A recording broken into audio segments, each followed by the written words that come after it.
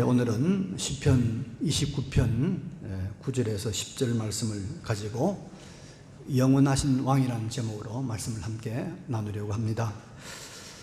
금년에는 우리가 예년에 비해서 긴 장마가 계속되었고 또 여러 지역에서 큰 홍수가 나서 많은 인명과 재산이 피해를 입었습니다.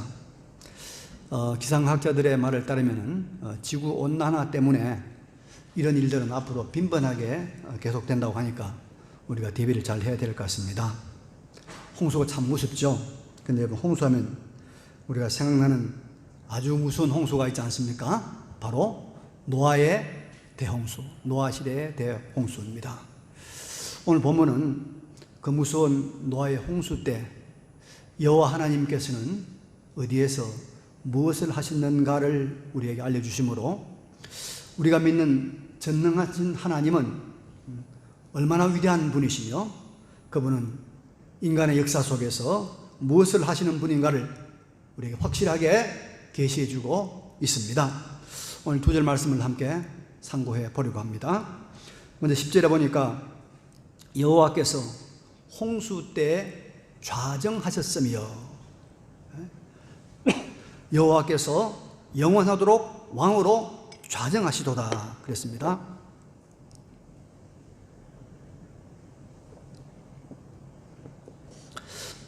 이 홍수는 여러분 노아의 홍수를 말합니다. 노아의 홍수. 좌정이란 말은 자리를 정해 앉았단 말이죠. 좌정하셨다. 근데 여기에 하나님이 여호와께서 좌정하신 것은 보통 자리에 앉은 것이 아니라 왕의 자리, 왕의 자리에 좌정하셨다.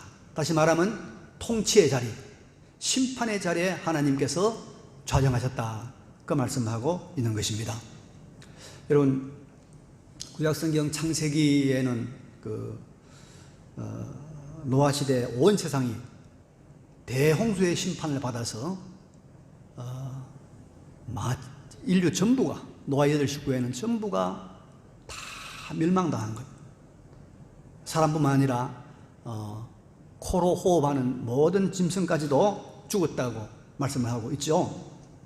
하나님께서 예비하신 노아의 이 방주 네모난 배, 그 배 안에 들어간 노아의 8식구, 그리고 하나님께서 보내주신 그런 정한 짐승 7쌍씩, 부정한 짐승 2쌍씩, 요것만 남고 모두 다 물에 잠겨 죽고 말았습니다.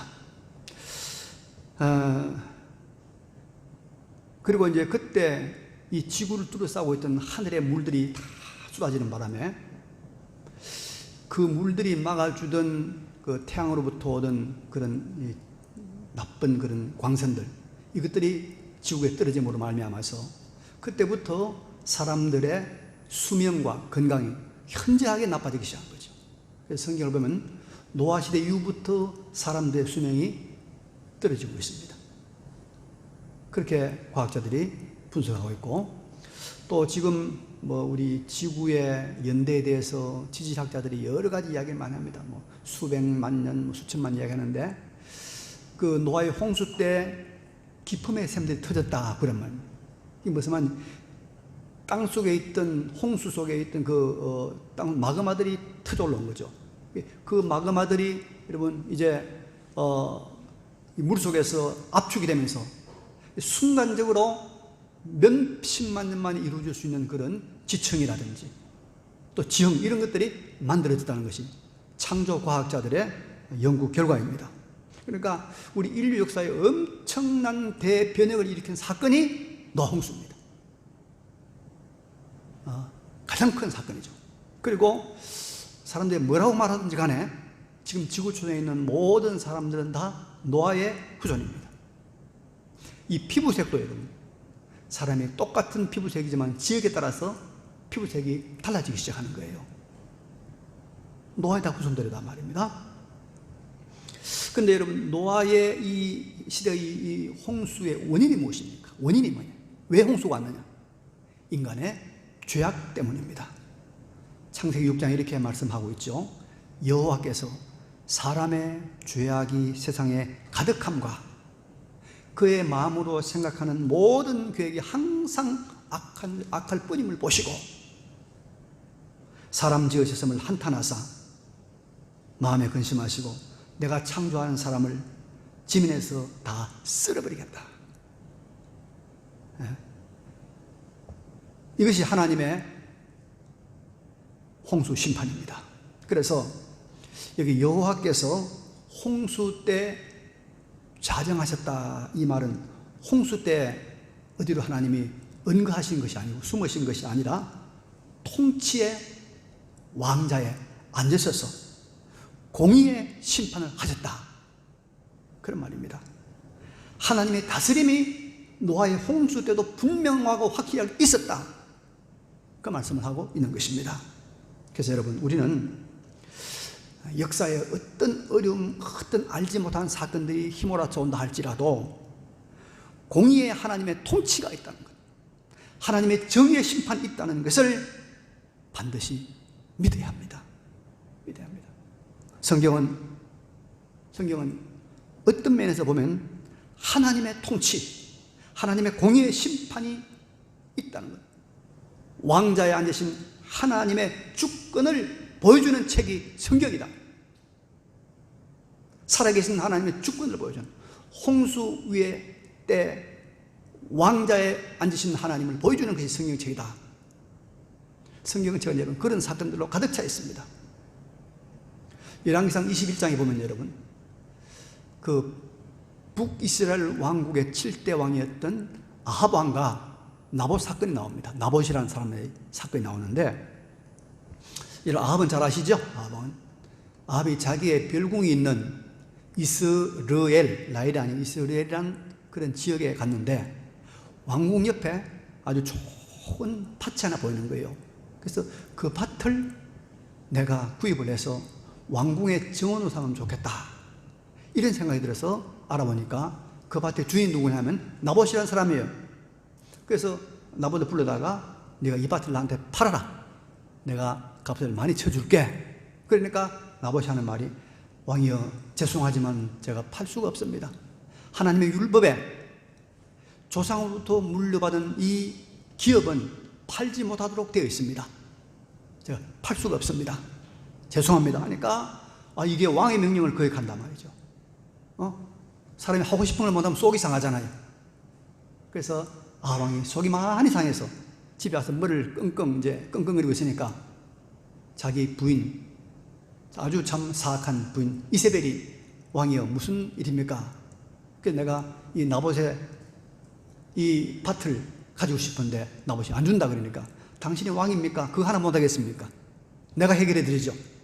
그러면서 이세벨이 작전을 꾸미는데, 왕의 이름으로 그 성읍에 사는 귀족들과 또 장로들에게 편지를 보냅니다. 그래서 이렇게 말합니다.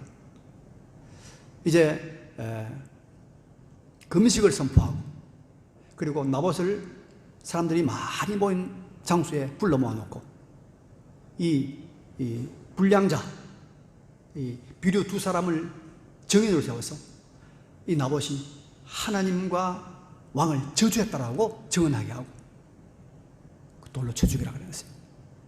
그래서 이 이세벨의 계획대로 나봇이 불려나갔고, 이 거짓 증인에 의해서 나봇은 돌에 맞아 죽습니다. 자, 이제 죽고 나니까 이세벨이 말합니다. 왕이여, 이제 가서 이스라엘에 있는 나봇의 그 밭을 당연히 취하십시오. 이제 이 아합 왕이 기분이 좋아가지고 이제는 내 원하는 대로 됐다면서 갑니다. 그런데 그때 여호와의 말씀이 디셉 사람 하나님의 선지자 엘리야에게 임해서 엘리야가 아합을 만나서 이렇게 말합니다.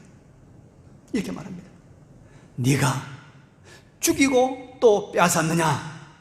네가 죽이고 또 빼앗았느냐? 걔들이 나봇의 피를 핥은 그곳에서 내 피, 곧 네 몸의 피도 핥으리라 선포합니다. 무서운 하나님의 심판의 말씀이 떨어진 것입니다. 얼마 있지 않아서 이 말씀대로 아합과 이세벨은 비참한 최후를 맞이하고 그대로 나봇의 피를 핥았던 그 개들이 그 자리에서 그들의 피를 핥게 되는 것입니다. 홍수 때 좌정하셨던 여호와께서 나봇의 사건 위에도 좌정하셨어.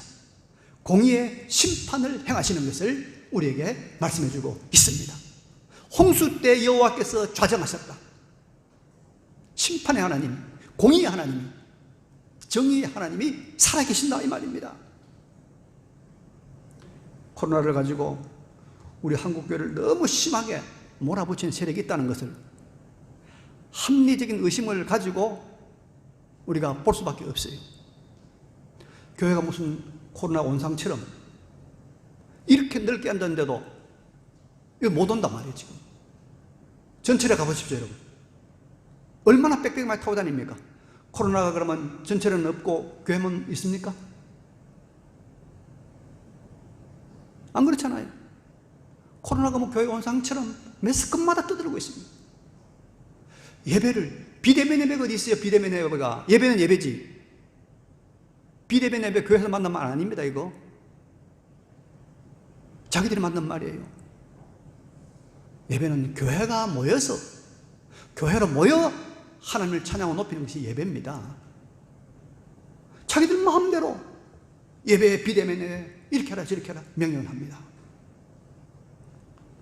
그러나 여러분, 여호와 하나님이 이 나라 위에도 이 코로나 사태 위에도 하나님께서는 왕자의 좌정하신 줄로 믿습니다. 모든 것을 다 알고 계시고 다 보고 계시고 모든 것을 하나님은 다 판단하고 계십니다. 너희가 속이고 너희가 겁주고 너희가 빼앗았느냐, 너희가 금지했느냐, 너희들이 속임을 당하고 너희들이 빼앗기고 너희들이 짓밟힘을 당할 것이다. 하나님의 말씀입니다. 하나님의 말씀 보십시오. 홍수 위에 자정하신 하나님. 그래서 여러분, 우리는 때로 억울한 일을 많이 당합니다. 배신도 당하고 또 우리가 속상한 일들도 참으로 많이 만나기도 합니다. 우리들은 힘이 없어요. 그래서 대항하고 저항하고 싶은데 대항하고 저항하면 더 큰 손해를 볼까 봐 말도 못합니다. 그러나 이 모든 일들 위에 여호와가 좌정하고 계심을, 통치 하나님, 심판의 하나님의 역사하고 계심을 믿으시길 바랍니다. 그래서 베드로전서 2장 19절에 보니까 부당하게 고난을 받아도 하나님을 생각함으로 슬픔을 참으면 이는 아름다운 것이다. 부당하게 고난을 당하도 하나님을 바라보고 하나님을 생각함으로 우리가 참으면 이는 아름다운 것이다. 믿으시기 바랍니다.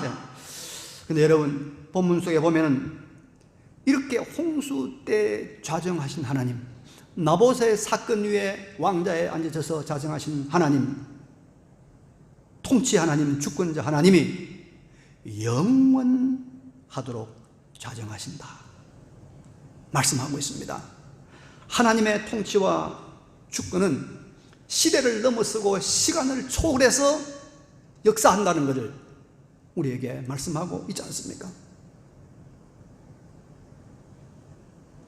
많은 사람들이 이런 말들을 합니다. 시대가 바뀌었다. 시절이 변했다. 맞습니다. 시절이 참 많이도 변했습니다, 여러분. 옛날에는 나이가 들면 자식들한테 봉양을 받는 것이 일반적이었는데 요즘은 여러분 그런 사람 거의 없지 않습니까? 시대가 바뀌었습니다. 옛날에는 30살만 넘어가도 노처녀 노총각이라고 그랬습니다. 지금 40살이 넘어도 장가갈 생각 안 하고 시집갈 생각도 안 하는 사람이 많습니다. 옛날에는 여러분, 우리 동네 전화 가진 집이 한 집도 없었어요.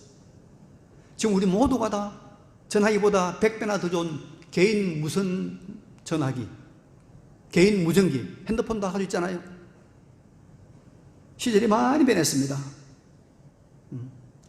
예, 이렇게 물질 문화도 바뀌고 사회 시스템도 바뀌고 또 우리가 사회 제도도 바뀌고 우리의 여러 가지 문화적인 것들이 바뀝니다. 바뀝니다. 얼마든지 바뀔 수 있습니다. 그러나 영원히 변하지 않는 것이 있습니다.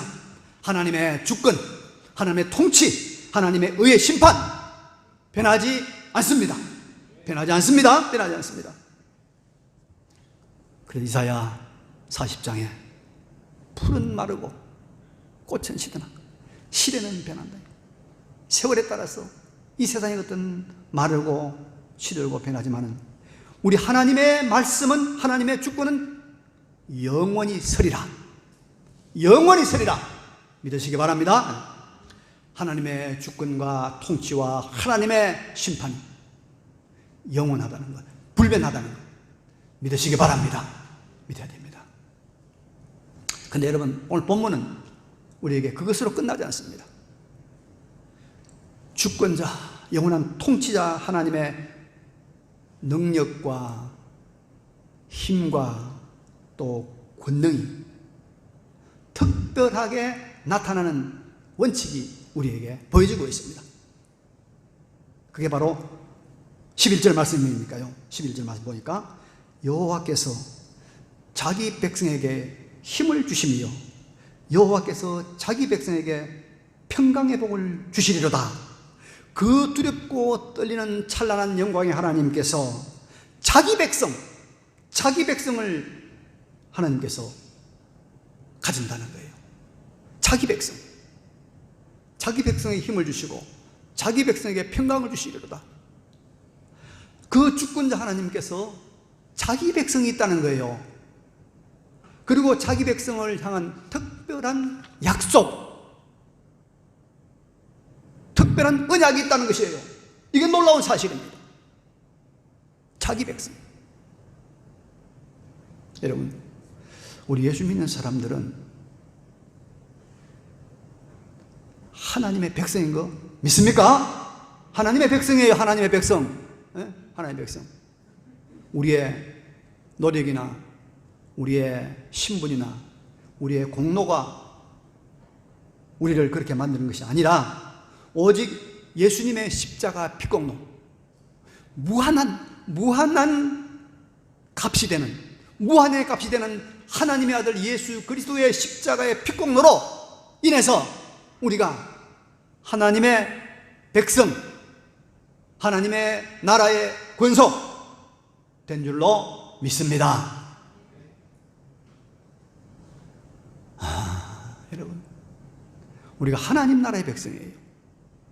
그래서 베드로전서 2장에 가면 너희가 전에는 백성이 아니더니 이제는 하나님의 백성이요, 전에는 긍휼을 얻지 못하더니 이제는 긍휼을 얻은 자로다, 이렇게 말씀하고 있습니다. 너희는 택하신 족속이요 왕 같은 제사장들이요 거룩한 나라요 그의 소유된 뭐라고요? 백성이다. 백성이다. 자, 그래서 그 주권자 하나님께서 홍수를 가지고 온 인류를 심판한 하나님께서 그의 백성에게는 두 가지를 준다는 거예요. 힘과 평강을 준다. 힘과 평강을 준다. 여러분, 힘이라고 하는 것은 사람이 자기 밖에 상대를 대할 때는 힘이 있어야 돼요.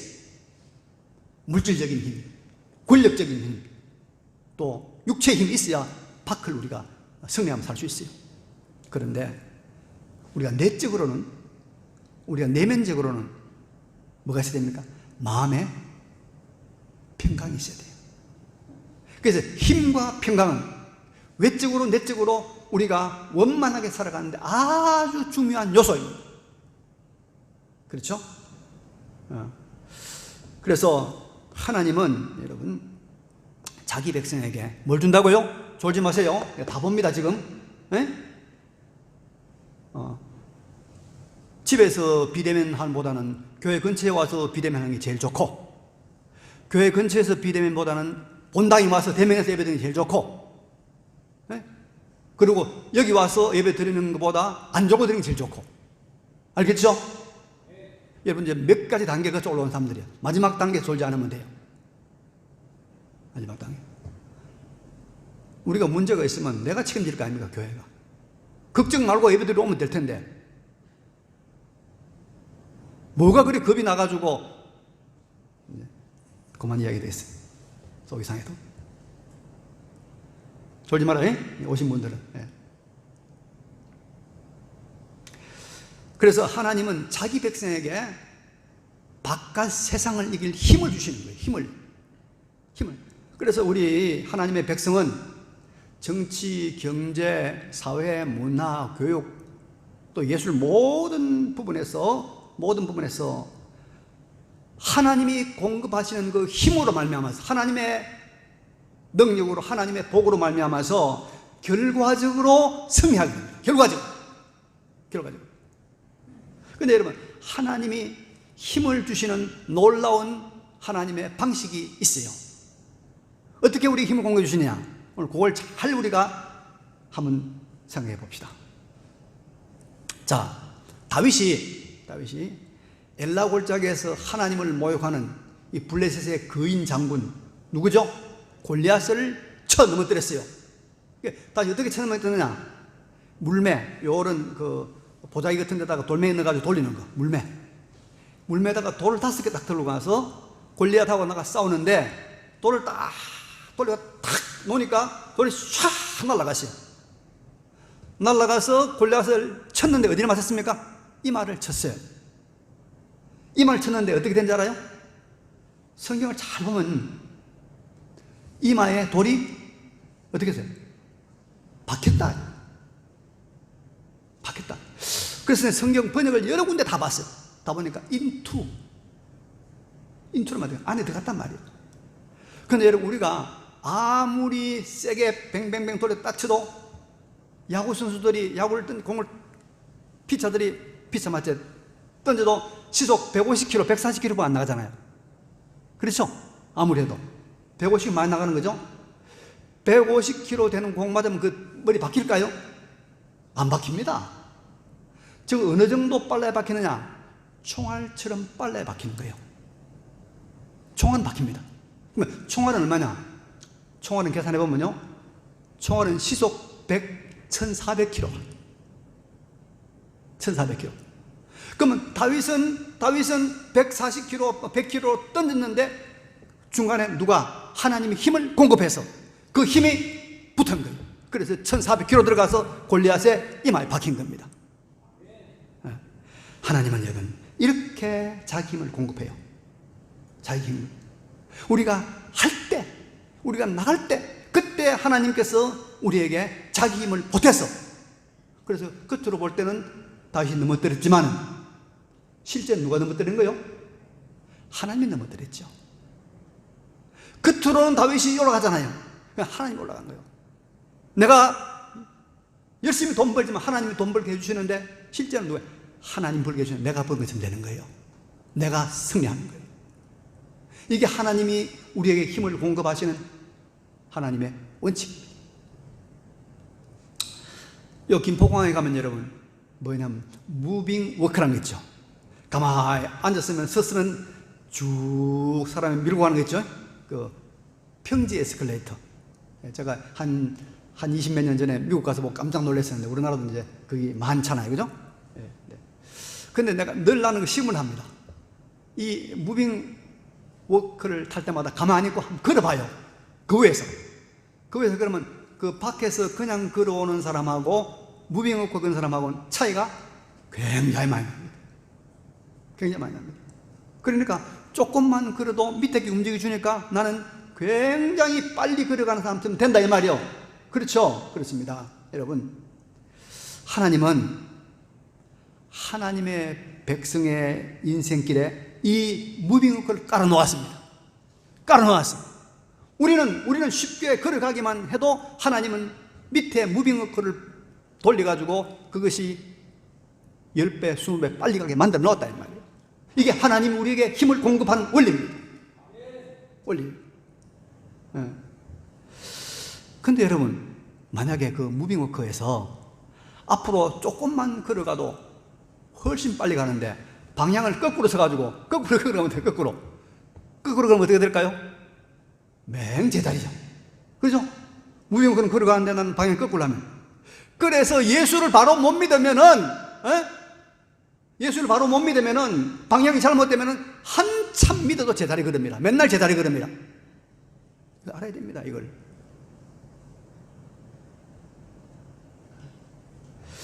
그래서 가만히 있지 말고 조금만 움직이면 하나님의 힘이 작동합니다. 그러면 하나님의 백성이 다른 사람보다 훨씬 더 수월하게 빨리 가는 것입니다. 하나님이 자기 백성의 인생길 밑에 깔아놓은 이 하나님의 영적 무빙워커를 활용하시는 여러분 되시길 바랍니다. 그래, 설렁설렁 바른 방향으로 써가지고 설렁설렁 대충만 해도 복을 받는 것이 성도의 삶이다 이 말이요. 왜? 하나님이 자기 백성의 힘을 공급하신다 말했지 않습니까? 하나님이 공급했잖아요 말이에요. 방향이 거꾸로 돼서 그렇지. 그죠? 그리고 하나님께서 자기 백성에게 또 뭘 주십니까? 뭘 주시죠? 평강을 주신다. 평강, peace. 평화라고 하죠. 평화를 주신다.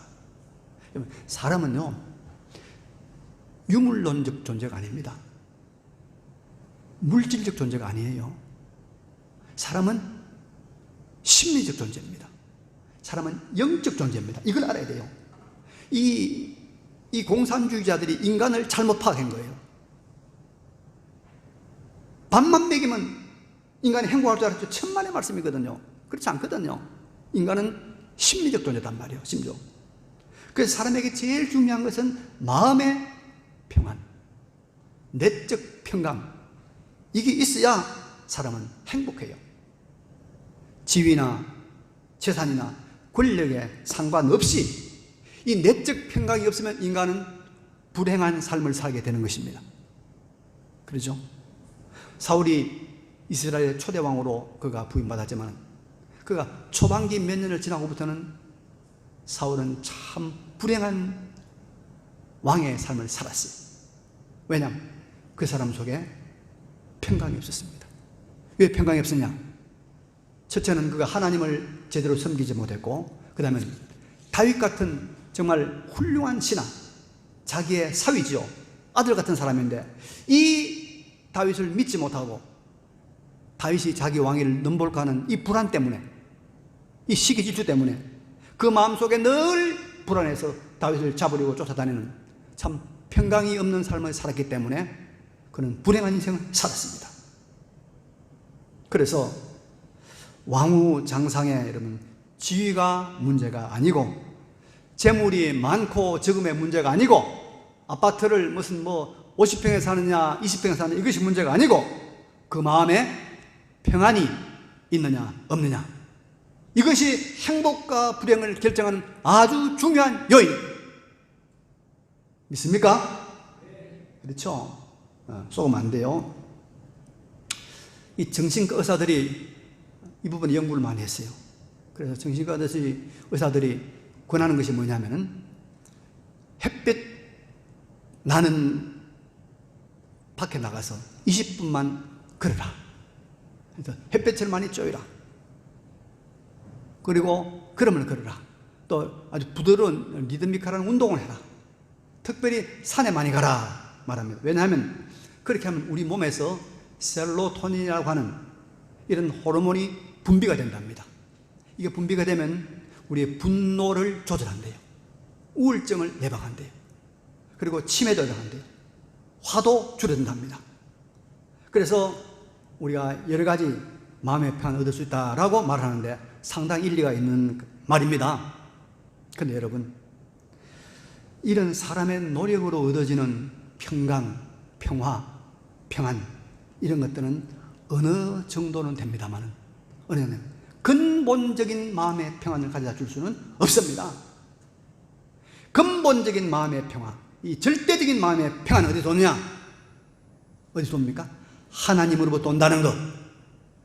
하나님으로부터 온다는 것 믿으시기 바랍니다. 하나님이 줘야 돼요. 그래서 하나님은 자기 백성에게 뭘 준다고 했습니까? 평강을 준다. 자기 백성에게는 뭘 준다? 평강을 준다. 로마서 16장 17절에도 하나님의 나라는 하나님의 교회는, 하나님의 백성들은 먹는 것과 마시는 것이 아니요 오직 성령 안에서 의와 평강과 희락이라. 하나님의 나라는 먹고 마시는 것이 아니고 오직 의와 평강과 희락이라 말씀했습니다. 이 하나님의 평강이 자기 백성에게 하나님께서 주신다 그 말이에요. 그 말이에요. 여러분, 우리가 예수를 믿으면요, 예수 믿는 사람 속에는 하나님께서 성령 하나님을 보여줍니다. 성령이 우리 안에 역사합니다. 그래서 성령이 우리 안에 역사하지 않는 사람은 그 사람의 목사든지 장로든지 그 사람의 집사든지 아무 의미가 없어요. 성령이 역사해야 돼요. 성령이 있어야 돼요. 그 마음속에. 가만히 보면 성령 없는 교인 많아요. 성령 없는 목사도 있고요, 성령 없는 집사도 많습니다. 그런데 자, 잘 들으세요. 성령이 있는 사람은 어떤 사람이냐? 두 가지 것에 관심을 가지고 두 가지를 하고 싶어요.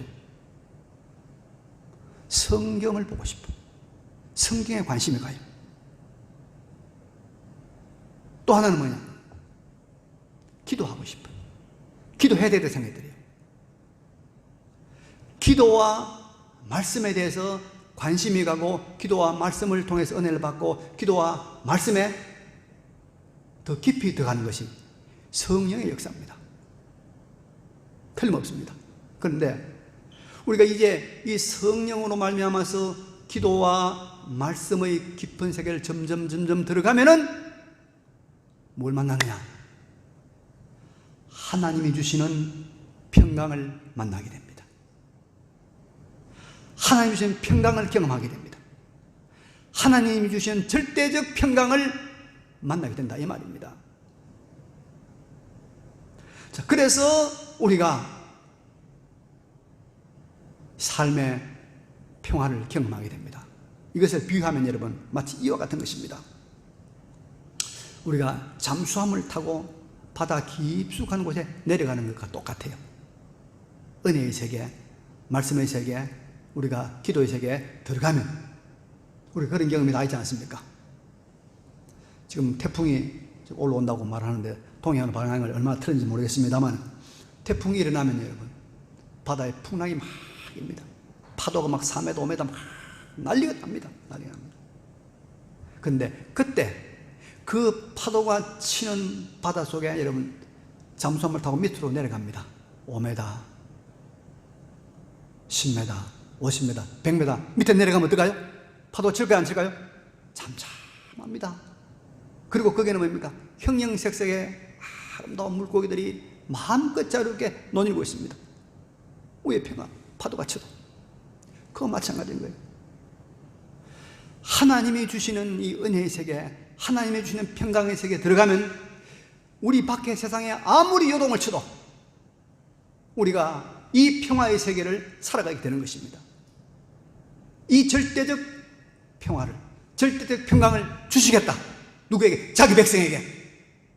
믿는 사람들은 이 평강을 경험하게 되는 줄로 믿습니다. 예수님께서 그 세계 어떤 걸 보여주었어요. 예수님과 제자들이 갈릴리의 배를 타고 가는데 갑자기 바람이 불고 파도가 치고 막 배가 흔들리고 제자들이 죽을 지경이 됐어요.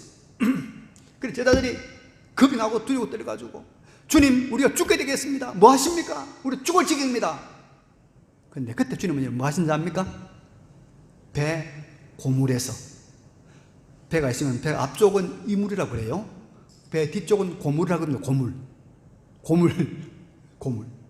고물에서 주님께서 뭐 하시다가 베개를 베고 주무셨더라. 아시겠죠?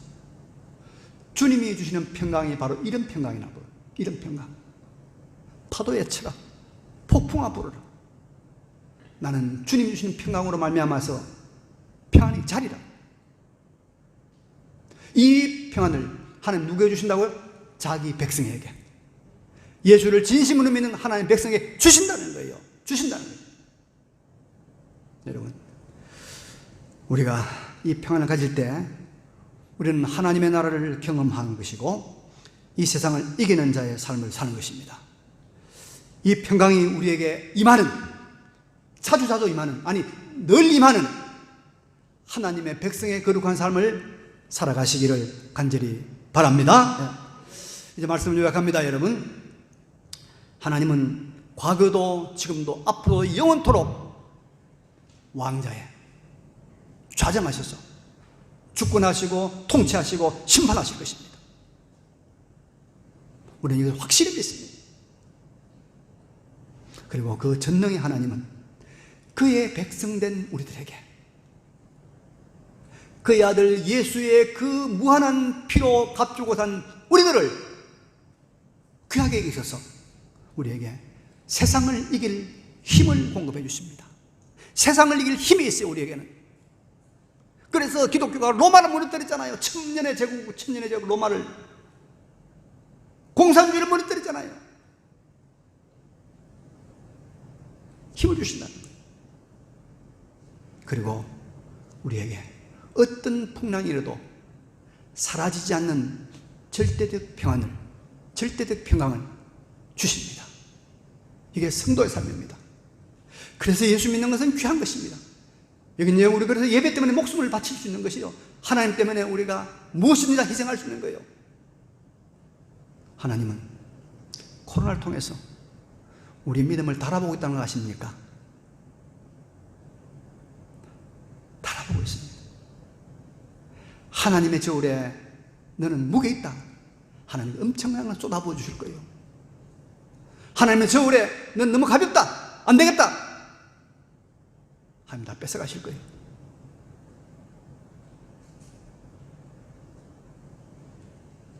이 영광스러운 하나님의 특권을 누리시는 여러분 되시기를 간절히 바랍니다. 네.